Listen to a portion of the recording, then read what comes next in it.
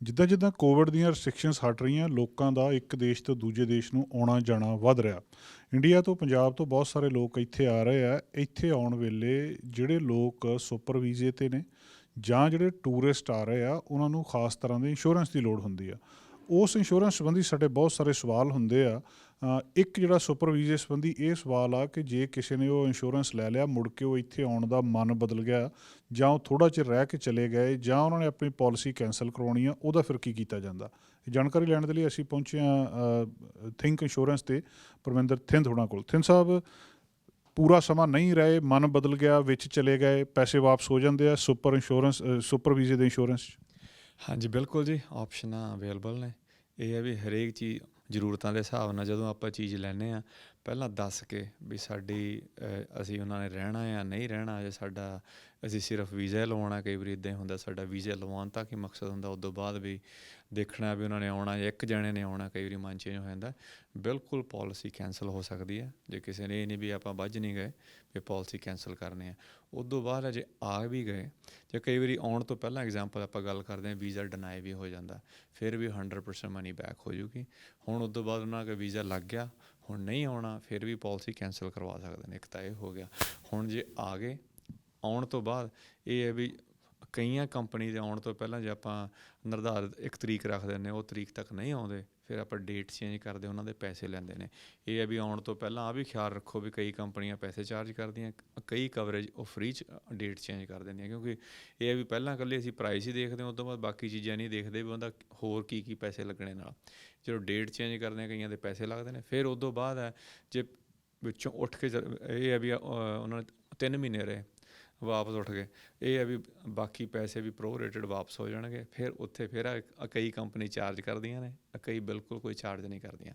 ਇਹ ਹੈ ਵੀ ਜੇ ਕਈ ਹਾਂ ਇਹ ਹੈ ਕਲੇਮ ਉਹਨਾਂ ਨੇ ਪੈਸੇ ਤਾਂ ਵਾਪਸ ਕਰਨੇ ਜੇ ਕਲੇਮ ਪੋਲਿਸੀ 'ਤੇ ਨਹੀਂ ਕੋਈ ਹੈਗਾ। ਜੇ ਪੋਲਿਸੀ 'ਤੇ ਕਲੇਮ ਹੈਗਾ, ਫਿਰ ਪੈਸੇ ਨਹੀਂ ਮਿਲਣੇ ਜੀ। ਸੁਪਰ ਵੀਜ਼ਾ ਕਿਸੇ ਦੇ ਵੀ, ਜਾਂ ਭਾਵੇਂ ਵਿਜ਼ਟਰ ਵੀਜ਼ਾ ਵੀ ਹੈਗੇ ਨੇ, ਜੇ ਜਿੰਨਾ ਚਿਰ ਰਹੇ, ਜੇ ਐਗਜ਼ਾਮਪਲ ਜੇ ਕਿਸੇ ਨੇ ਵਿਜ਼ਟਰ 6 ਮਹੀਨੇ ਆਉਣਾ ਸੀਗਾ, 3 ਮਹੀਨੇ ਰਹਿ ਕੇ ਮਨ ਚੇਂਜ ਹੋ ਗਿਆ, ਉਹਨਾਂ ਦਾ ਵਾਪਸ ਐਮਰਜੈਂਸੀ ਜਾਣਾ ਪੈ ਗਿਆ ਜਾਂ ਹੋ ਗਿਆ, ਬਿਲਕੁਲ ਜੇ ਕਲੇਮ ਨਹੀਂ ਹੈਗਾ ਪੋਲਿਸੀ 'ਤੇ, ਫਿਰ ਪੈਸੇ ਨੇ ਬਿਲਕੁਲ ਮੁੜ ਜਾਣਗੇ। ਜੇ ਕਲੇਮ ਹੈਗਾ ਤਾਂ ਪੈਸੇ ਨਹੀਂ ਮੁੜਨੇ ਜੀ। ਮੰਨ ਲਓ ਸੁਪਰ ਵੀਜ਼ਾ ਕਿਸੇ ਨੇ ਸਾਲ ਦਾ ਪਹਿਲਾਂ ਇੰਸ਼ੋਰੈਂਸ ਪੇ ਕਰ ਦਿੱਤਾ, ਆਏ ਮਹੀਨੇ ਬਾਅਦ ਉਹ ਇੱਥੇ ਕੋਈ ਪ੍ਰੋਬਲਮ ਪੈ ਗਈ, ਸਿੱਕ ਹੋ ਗਏ, ਹੁਣ ਉਹਦੇ ਤੋਂ ਬਾਅਦ ਉਹਨਾਂ ਨੇ ਇੱਥੇ ਕਲੇਮ ਕਰ ਲਿਆ, ਅਤੇ ਬਾਅਦ ਦੇ ਵਿੱਚ ਉਹਨਾਂ ਦਾ ਇਰਾਦਾ ਹੈ ਕਿ ਅਸੀਂ ਹੁਣ ਅਗਲੇ ਮਹੀਨੇ ਵਾਪਸ ਚਲੇ ਜਾਣਾ। ਜਿਹੜੇ 10 ਮਹੀਨੇ ਦੇ ਬਚ ਗਏ, ਉਹਨਾਂ ਦਾ ਕੁਛ ਹੁੰਦਾ ਕਿ ਨਹੀਂ? ਹਾਂਜੀ ਨਹੀਂ, ਬਿਲਕੁਲ ਉਹ ਪੈਸੇ ਨਹੀਂ ਮੁੜਨੇ ਜੀ 10 ਮਹੀਨਿਆਂ ਦੇ।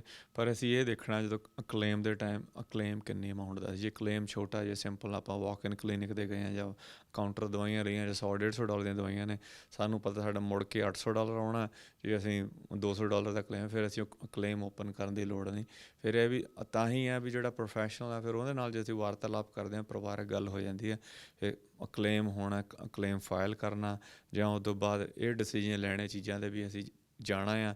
ਫਿਰ ਉਸ ਤਰੀਕੇ ਨਾਲ ਇਹ ਨਾ ਹੋਵੇ ਆਪਾਂ ਇਹ ਕਈ ਵਾਰੀ ਸੋਚਦੇ ਹਾਂ ਵੀ ਕਲੇਮ ਕਰਕੇ ਪੈਸੇ ਵੀ ਲੈ ਲਓ, ਜਿਹੜੇ ਆਉਣੇ ਮੁੜ ਕੇ ਉਹ ਵੀ ਆ ਜਾਣੇ ਨੇ। ਫਿਰ ਉਦੋਂ ਫਿਰ ਇਹ ਕਰਦੇ ਕਈ ਵਾਰੀ ਚੀਜ਼ਾਂ ਆਪਾਂ ਮਨ ਦੀ ਗੱਲ ਨਹੀਂ ਦੱਸਦੇ। ਫਿਰ ਇਹ ਵੀ ਜੇ ਆਪਾਂ ਮਨ ਦੀ ਗੱਲ ਐਡਵਾਈਜ਼ਰ ਨੂੰ ਦੱਸਦੇ ਹਾਂ, ਫਿਰ ਐਡਵਾਈਜ਼ਰ ਦੀ ਜ਼ਿੰਮੇਵਾਰੀ ਹੈ ਵਧੀਆ ਸਹੀ ਸਲਾਹ ਅਤੇ ਸਹੀ ਰਾਹ ਪਾਉਣਾ ਜੀ।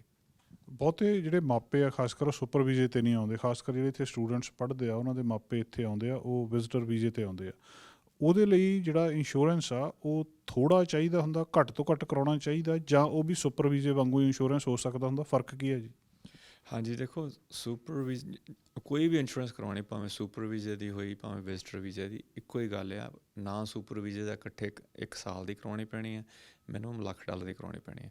ਜਿਹੜੇ ਵਿਜ਼ਟਰ ਦੀ ਇੰਸ਼ੋਰੈਂਸ ਹੈ, ਉਹਨਾਂ ਦੀ $1,00,000 ਦੀ ਹੋਵੇ, 50,000 ਦੀ, 25,000 ਦੀ, ਡਿਪੈਂਡਿੰਗ ਏਜ ਉਹਨਾਂ ਦੀ ਕਿੰਨੀ ਹੈਗੀ ਹੈ। ਹੁਣ ਕਈ ਵਾਰੀ ਹੁੰਦਾ ਵੀ ਕੋਈ ਤੰਦਰੁਸਤ ਹੈ, ਆਪ ਦਾ ਬਜਟ ਵੀ ਦੇਖਣਾ ਅਸੀਂ। ਹੁਣ ਕਈ ਵਾਰੀ ਬਜਟ ਨਹੀਂ ਸਾਨੂੰ ਅਲਾਓ ਕਰਦਾ, ਬਜਟ ਕਹਿੰਦਾ ਵੀ ਅਸੀਂ ਹੁਣ $50 ਹੀ ਦੇ ਸਕਦੇ ਹਾਂ। ਆਪਾਂ ਸਟੂਡੈਂਟ ਦੀ ਗੱਲ ਕਰਦੇ ਹਾਂ, ਕਿਉਂਕਿ ਇੱਕੋ ਦਮ ਸਾਰੇ ਖਰਚੇ ਹੋ ਜਾਂਦੇ ਨੇ। ਕਵਰੇਜ ਉਨੀ ਕੁ ਹੋਵੇ ਤੁਹਾਨੂੰ ਰੀਜ਼ਨੇਬਲ, ਜੇ ਆਪਾਂ ਐਮਰਜੈਂਸੀ ਜਾਣਾ ਹੈ, ਇੱਕ ਰਾਤ ਦਾ ਖਰਚਾ ਹੀ $8-9, ਕੋਈ ਚੀਜ਼ ਓਪਰੇਟ ਕਰਨੀ ਪੈ ਜਾਂਦੀ ਉਹਨਾਂ ਨੂੰ। ਜੇ ਹਫ਼ਤਾ ਹਸਪਤਾਲ ਰਹਿ ਗਏ, ਬਾਕੀ ਜਿਹੜੀ ਕਾਸਟ ਹੈ ਉਹ ਛੇਤੀ ਵੀ ਬਿੱਲ 40-50,000 ਛੇਤੀ ਮੁੱਕ ਜਾਂਦਾ। ਪਰ ਐਟਲੀਸਟ ਹੈ ਘੱਟ ਤੋਂ ਘੱਟ ਮੈਂ ਕਹਿੰਦਾ ਵੀ 50,000 ਤੋਂ ਜਾਂ $1,00,000 ਦੇ ਵਿੱਚ ਤੁਹਾਨੂੰ ਮਿਨੀਮਮ ਲੱਖ ਦੀ ਤਾਂ ਅਵশ্যੇ ਮਿਨੀਮਮ ਇੰਸ਼ੋਰੈਂਸ ਚਾਹੀਦੀ ਹੈ। ਪਰ ਹਾਂ, ਲੱਖ ਤੋਂ ਵੱਧ ਵੀ ਕਿਸੇ ਨੇ 1.5 ਲੱਖ ਦੀ ਕਰਵਾਉਣੀ ਹੈ, 2 ਲੱਖ ਦੀ ਕਰਵਾਉਣੀ, 3 ਲੱਖ ਦੀ, ਉਹ ਆਪਦੀ ਜ਼ਰੂਰਤ ਦੇ ਹਿਸਾਬ ਨਾਲ, ਕਿਸ਼ਤਾਂ ਦੇ ਹਿਸਾਬ ਨਾਲ, ਅਫੋਰਡੇਬਿਲਿਟੀ ਦੇ ਹਿਸਾਬ ਨਾਲ ਕਰਾ ਸਕਦੇ ਜੀ। ਹੁਣ ਲੋਕਾਂ ਨੇ ਕੈਨੇਡਾ ਤੋਂ ਵੀ ਬਾਹਰ ਜਾਣਾ ਸ਼ੁਰੂ ਕਰਤਾ, ਘੁੰਮਣ ਫਿਰਨ ਦੇ ਲਈ ਪਾਬੰਦੀਆਂ ਹਟ ਰਹੀਆਂ। ਇੱਥੋਂ ਬਾਹਰ ਜਾਣ ਲਈ, ਇੰਡੀਆ ਜਾਣ ਲਈ, ਮੈਕਸੀਕੋ ਜਾਣ ਲਈ ਇੰਸ਼ੋਰੈਂਸ ਚਾਹੀਦੀ ਹੁੰਦੀ ਹੈ? ਹਾਂਜੀ ਬਿਲਕੁਲ ਜੀ, ਕਿਉਂਕਿ ਇਹ ਹੈ ਵੀ ਆਪਾਂ ਇੰਨੇ ਖਰਚੇ ਬਾਕੀ ਚੀਜ਼ਾਂ ਦੇ ਕਰਦੇ ਹਾਂ, ਪਰ ਇਹ ਵੀ ਆਪਾਂ ਇਹੀ ਸੋਚੀਏ ਜੇ ਅਸੀਂ ਹੁਣ ਮੈਕਸੀਕੋ ਗਏ ਹਾਂ ਜਾਂ ਕਿਤੇ ਹੁਣ ਘੁੰਮਣ ਫਿਰਨ, ਹੁਣ ਬੱਚਿਆਂ ਨਾਲ ਜਾਣਾ ਹੀ ਆ, ਕਈਆਂ ਨੇ ਜਾ ਰਹੇ ਗਏ ਹੋਏ ਨੇ, ਜੇ ਇਨ ਕੇਸ ਉੱਥੇ ਕੋਈ ਸੱਟ ਲੱਗ ਗਈ ਬੱਚੇ ਨੂੰ ਖੇਡਦਿਆਂ, ਜਾਂ ਆਪਾਂ ਆਪ ਨੂੰ ਕੋਈ ਸਲਿੱਪ ਹੋ ਗਿਆ, ਫਾਲ ਹੋ ਗਿਆ, ਕਿਉਂਕਿ ਇੱਦਾਂ ਦੀ ਐਕਟੀਵਿਟੀਜ਼ ਉੱਥੇ ਜਾ ਕੇ ਕਰਦੇ ਹਾਂ, ਕਈ ਵਾਰੀ ਆਪਾਂ ਇੱਥੇ ਆਮ ਤੌਰ ਨਹੀਂ ਕਰਦੇ, ਫਿਰ ਉਦੋਂ ਵੀ ਹਸਪਤਾਲ ਜਾਣਾ ਪੈ ਗਿਆ, ਉਦੋਂ ਸਾਰਾ ਬਿੱਲ ਫਿਰ ਸਾਡੇ ਖਰਚੇ 'ਤੇ ਹੀ ਪੈਣਾ, ਕਿਉਂਕਿ ਉਦੋਂ ਫਿਰ ਟਰੈਵਲ ਇੰਸ਼ੋਰੈਂਸ ਨਹੀਂ ਕੰਮ ਆਉਣਾ। ਉੱਥੇ ਹੁਣ ਪਤਾ ਨਹੀਂ ਵੀ ਕਿੰਨਾ ਚਿਰ ਹਸਪਤਾਲ ਰਹਿਣਾ ਪਊਗਾ, ਕਿੱਦਾਂ ਦਾ ਖਰਚਾ ਹੋ ਸਕਦਾ, ਕੋਈ ਕਾਰ ਦਾ ਐਕਸੀਡੈਂਟ ਹੋ ਸਕਦਾ, ਕੁਛ ਵੀ ਹੋ ਸਕਦਾ। ਇਹ ਆ ਵੀ ਹੁਣ ਇੰਨਾ ਇੱਕ ਟਰੈਵਲ ਇੰਸ਼ੋਰੈਂਸ ਇੱਕ ਇੰਨੀ ਮਹਿੰਗੀ ਨਹੀਂ ਹੈਗੀ। ਹੁਣ ਜੇ ਆਪਾਂ ਪਰਿਵਾਰ ਦੀ ਗੱਲ ਕਰਦੇ ਹਾਂ, 4 ਦਿਨਾਂ ਵਾਸਤੇ ਜਾਣਾ $60-70 ਲੱਗ ਜਾਣਗੇ, ਪਰ ਇਹ ਵੀ ਜੇ $50 ਲੱਗ ਵੀ ਗਏ, ਪਰ ਇਹ ਦੇਖੋ ਪੀਸ ਆਫ ਮਾਈਂਡ ਕਿੰਨਾ ਹੈਗਾ। ਪਰ ਮੈਂ ਤਾਂ ਇਹੀ ਕਹਿਣਾ ਵੀ ਜਦੋਂ ਵੀ ਜਾਣਾ ਚੀਜ਼ ਆਪਦੇ ਆਪ ਨੂੰ ਪ੍ਰੋਟੈਕਟ ਕਰੋ।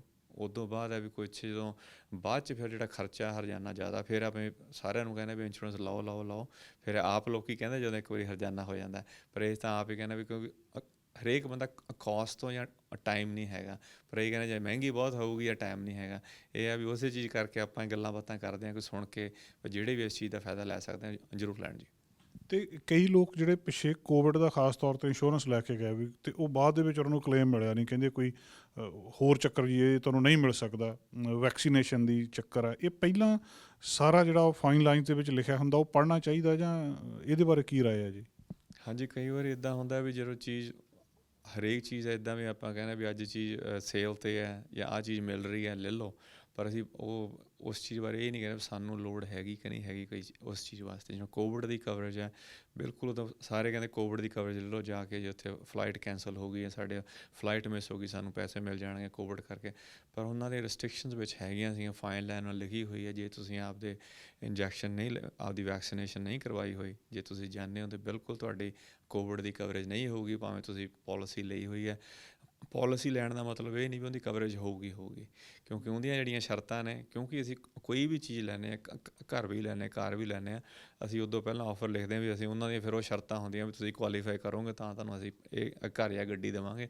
ਉੱਦਾਂ ਹੀ ਪੋਲਿਸੀ ਲੈ ਲੈਂਦੇ ਹਾਂ, ਫਿਰ ਜਿਹੜੀ ਕੁਆਲੀਫਿਕੇਸ਼ਨ ਹੈ ਕਲੇਮ ਵਾਸਤੇ ਉਹ ਬਾਅਦ 'ਚ ਐਕਸਕਲੂਜਨਸ ਉਹ ਫਿਰ ਐਕਸਕਲੂਜਨ 'ਚ ਜਦੋਂ ਮੂਹਰੇ ਰੱਖ ਦਿੰਦੇ ਵੀ ਆਹ ਚੀਜ਼ਾਂ ਇੱਦਾਂ ਹੋਈਆਂ ਤੁਹਾਡੇ 'ਚ ਨਹੀਂ ਕਰਨਾ, ਬਿਲਕੁਲ ਉਦੋਂ ਡਿਨਾਈ ਕਰ ਦਿੰਦੇ ਕਲੇਮ ਜੀ। ਬਿਲਕੁਲ ਸਹੀ ਹੋ ਤੁਸੀਂ। ਤਿੰਨ ਸਾਹਿਬ ਆਖਰ ਦੇ ਵਿੱਚ ਕਾਂਟੈਕਟ ਨੰਬਰ, ਜੇ ਕਿਸੇ ਨੇ ਕਾਂਟੈਕਟ ਕਰਨਾ ਹੋਵੇ ਅਤੇ ਜੇ ਕੋਈ ਸਲਾਹ ਕਰਦਾ ਉਹਦੀ ਫੀਸ ਹੁੰਦੀ ਹੈ ਕੁਛ ਜੀ? ਬਿਲਕੁਲ ਜੀ, ਹਾਲੇ ਤੱਕ ਤਾਂ ਆਪਾਂ ਜੇ ਗੱਲ ਕਰਦੇ ਹਾਂ ਕੋਈ ਫੀਸ ਨਹੀਂ ਹੈਗੀ ਜੀ। ਹਾਲੇ ਨਾਰਥ ਅਮਰੀਕਾ ਵਿੱਚ ਕਿਸੇ ਵੀ ਤੁਸੀਂ ਫਾਈਨੈਂਸ਼ੀਅਲ ਐਡਵਾਈਜ਼ਰ ਕੋਲ ਜਾਂਦੇ ਕੋਈ ਫੀਸ ਨਹੀਂ ਹੈਗੀ, ਪਰ ਆਪਾਂ ਮੁਲਕ ਦੇ ਦੂਜੇ ਹਿੱਸਿਆਂ 'ਚ ਜਾਂਦੇ ਹਾਂ, ਕਈ ਇਸ ਚੀਜ਼ ਤੋਂ ਸਲਾਹ ਲੈਣ ਤੋਂ ਉਹ ਤਰਸਦੇ ਨੇ, ਕਿਉਂਕਿ ਉਹਨਾਂ ਅਫੋਰਡੇਬਿਲਿਟੀ ਨਹੀਂ ਹੈਗੀ ਉਹਨਾਂ ਕੋਲ। ਉਹ ਹੈ ਵੀ ਜਿਨ੍ਹਾਂ ਕੋਲ ਪੈਸੇ ਨੇ ਉਹੀ ਸਲਾਹ ਲੈ ਸਕਦੇ ਨੇ।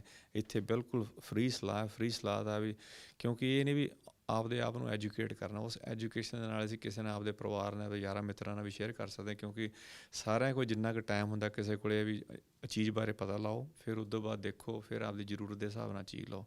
ਕੋਈ ਵੀ ਲਾਈਫ ਇੰਸ਼ੋਰੈਂਸ ਹੋਵੇ, ਡਿਸੇਬਿਲਿਟੀ ਹੋਵੇ, ਕ੍ਰਿਟੀਕਲ ਹੋਵੇ, RESP ਜਾਂ RRSP ਜਾਂ TFS ਅਕਾਊਂਟ ਹੋਵੇ, ਥਿੰਕ ਇੰਸ਼ੋਰੈਂਸ, ਸਾਰੀਆਂ ਚੀਜ਼ਾਂ 'ਚ ਹਮੇਸ਼ਾ ਹੀ ਹਰੇਕ ਕਹਿੰਦਾ ਲਾਈਫ ਦਾ ਸਾਈਕਲ 'ਚ ਥਿੰਕ ਇੰਸ਼ੋਰੈਂਸ ਹਮੇਸ਼ਾ ਹੀ ਨਾਲ ਹੈ, ਜਿਸ ਨਾਲ ਸਾਥ ਹੈ।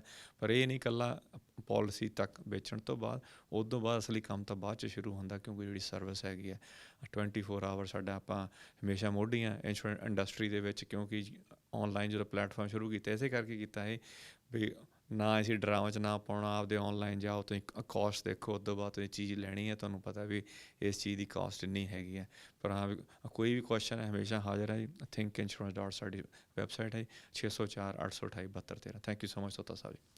Thank you. ਦੋਸਤੋ ਤੁਸੀਂ ਕਿਸੇ ਵੀ ਥਿੰਕ ਇੰਸ਼ੋਰੈਂਸ ਨੂੰ ਗੂਗਲ ਕਰ ਸਕਦੇ ਹੋ, ਉਹਨਾਂ ਦੇ ਨਾਲ ਪਰਮਿੰਦਰ ਥਿੰਦ ਹੋਣਾ ਦੇ ਨਾਲ ਕਾਂਟੈਕਟ ਕਰ ਸਕਦੇ ਹੋ।